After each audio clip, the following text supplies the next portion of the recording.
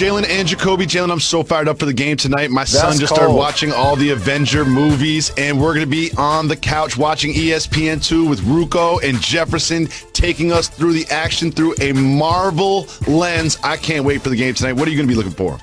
That production is incredible. And you always teasing me about my lack of Marvel knowledge, but one of my favorite rappers is Tony Starks. I've been living it the entire time. The entire time. I'm going to be looking for the power in Zion Williamson. Did you see that guy's arms?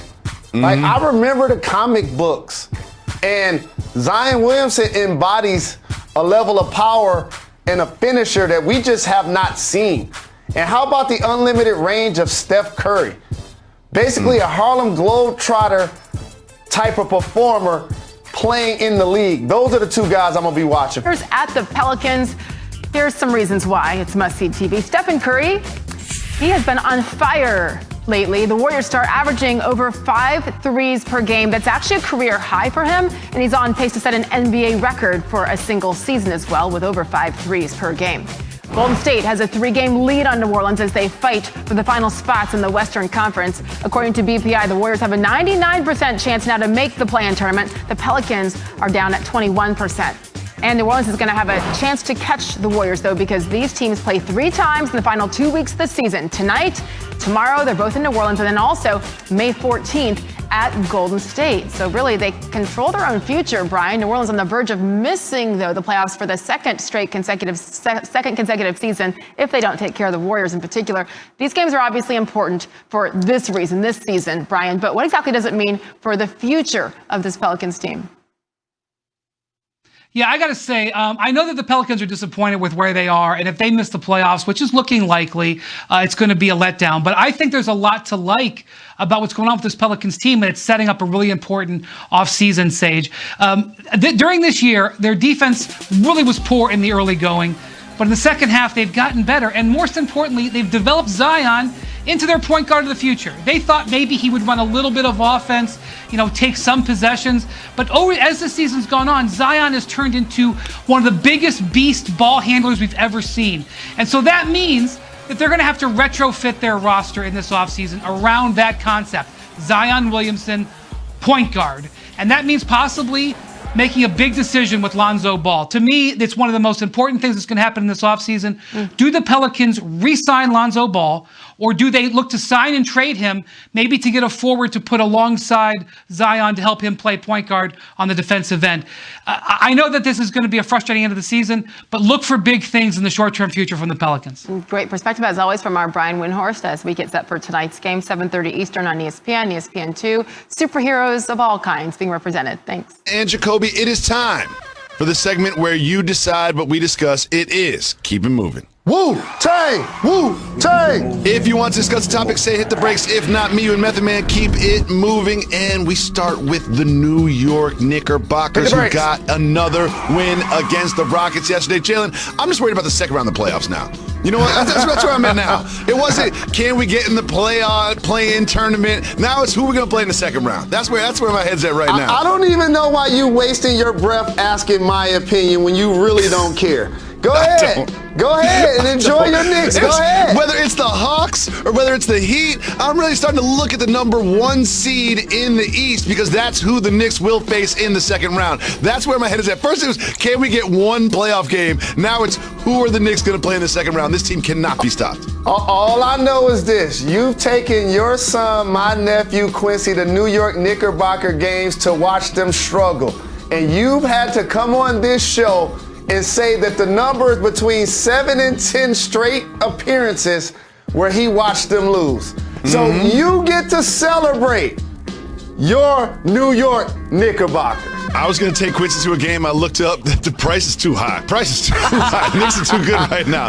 They need to lose some games so I can go to one. Moving on, we had some very interesting. Our guy, LaMelo Ball, is back on the basketball court, picked up where he left off. Dazzling passes and finishes for the Hornets this weekend. See, there are some guys that just have, and of course we're hitting the brakes, an infectious personality on the floor. Like Magic Johnson had that. Like right now, he looks like he's playing at the park, not like he's at work. There's a big difference. And when you can pass the way he passes, all of a sudden people start running. Your hands are up. You're aware. You don't want to get hit in the face with the ball. You want to be on that next highlight. And so they become league pass must-see TV. They will be in the playoffs, and I will be at their game tomorrow at Detroit, and I'm going to do something blasphemous, Jacoby. What are you going to do? I'm going to do something blasphemous. What are you going to do? I'm going to root for the Pistons. You're going to root against LaMelo Ball? No, you're not. I'm going to root for the Pistons. You might clap for the Pistons and yell for the Pistons, but I know on the inside you want to see LaMelo Ball do things like he's doing right here on this screen. That is why you are going to the game.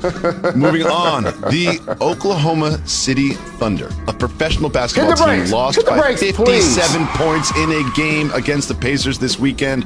What is happening? I don't want to belabor the point because they do have a lot of picks, and hopefully they hit on those picks and they become relevant again. But for this season, they've become the best farm system the NBA has. Just think about this. I'm not even talking about former MVPs like KD, James Harden, and Russell Westbrook is about to break a triple-double record. Y'all know that, right? Mm-hmm. I'm talking about guys like CP3, who was there last year, and now look at Phoenix. I'm talking about Paul George, and who did they just lose to? Sabonis. You know he was on their team, right? And so, like, they are now the best farm system in the NBA. So if you want to watch good Oklahoma City Thunder basketball, watch everybody else in the league. Jalen, tonight at 7:30, me and my son. I think Steph Curry wins the scoring title because Bradley Beal has more weapons around him. When you look at his team, he has Russell Westbrook, Rui Hachimura, Nito. Like, he have more guys that can help him deliver. Steph Curry has to average 30 plus for the Warriors in order for them to even try to win the game. And you know what, Perk? Here's the good news for Steph Curry. He's many points as he's scoring. It's amazing how organically he is scoring them, and in the multitude of ways that he is scoring. You never feel like when you're watching him that, oh man, I'm looking at the standings, I want to win the title. That's not it. The man can score in his sleep. Back to the fourth quarter, they were up in the series. If they had won the game, they would have won the series. Clay goes off nuclear, 19 points in the fourth. What if he only scores 11 points, which would have been still a crazy quarter? And yet, Kevin Durant and Russell Westbrook would have gone on to the finals. Kevin Durant does not go join the Warriors. We do not have the 5-year dynasty of dominance in Golden State, although, of course, don't ever count Steph Curry and Klay Thompson out. But boy, things would have been different. Jason, what do you think? I think that's a fascinating one. Kevin Durant joining a 73-win team was a shocking moment. What happens after that? Does he end up in Brooklyn where he is now? That's a really, really great one. Rachel, I think that's the best one yet because guess what? Russell Westbrook and Kevin Durant would have won more titles. They both would have never left OKC and retired as Thunders. That was an excellent pick. Well, look, the fact that Clay scored 19 in the fourth quarter, it's possible that we are in the alternate timeline because that happening is so crazy and unusual. This may be the branch timeline, while meanwhile there's another Jason and Perk off in the other timeline where Kevin Durant is still in Oklahoma City. Jason, thank you so much for stopping by. This is just this conflation of Marvel and the NBA is one of my most proud days here at ESPN. Everyone check out Take One and All Caps. We'll be right back after this break.